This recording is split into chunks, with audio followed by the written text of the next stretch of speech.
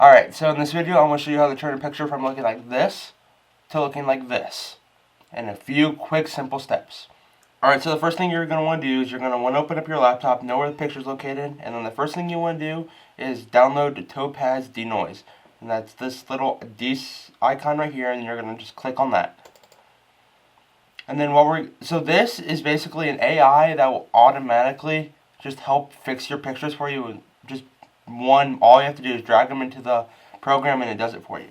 So now what I'm going to do is I'm going to grab my picture that I want to fix. I'm going to throw it into Topaz Denoise.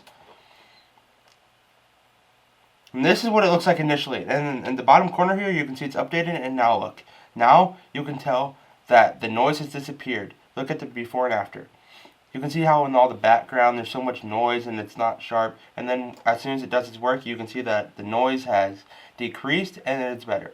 And on the side over here you can change how much you want it to affect it. So like if you want to bring up the sharpness, let's just crank that up a ton. We'll see down here that it's loading.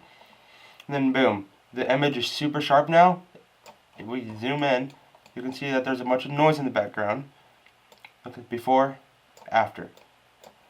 This program is amazing how much work it can do, because like this makes your pictures look so much more professional just with a few clicks. Where if you kept the picture looking like this, the before, you can see that there's a bunch of noise in the background and it just doesn't look super pleasing. And sometimes you can't control the noise. Like during this game, it was super dark and rainy, and like there was nothing I could do about it. It was just dark and I had to crank my ISO up so I can see the picture. But that's why this Topaz Denoise is so beneficial in helping to create a better image. If you have any questions about this, feel free to let me know in the comments and I will answer them.